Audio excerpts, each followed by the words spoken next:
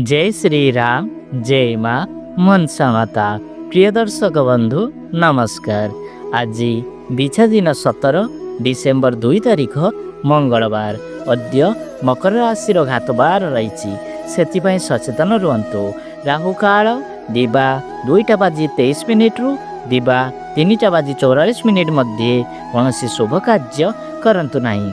आसंतु जानिबा आजिर राशिफल संक्षिप्त रे। मेष राशि आर्थिक लाभ, वृष राशि स्वास्थ्य हानि, मिथुन राशि भल आय, कर्कट राशि कार्य सफलता, सिंह राशि शत्रु भय, कन्या राशि अस्थिरता, तुला राशि प्रीति लाभ, बिछा राशि निष्ठान प्राप्ति, धनु राशि कार्य असफल, मकर राशि अशांति, कुंभ राशि लाभवान व मीन राशि विपद।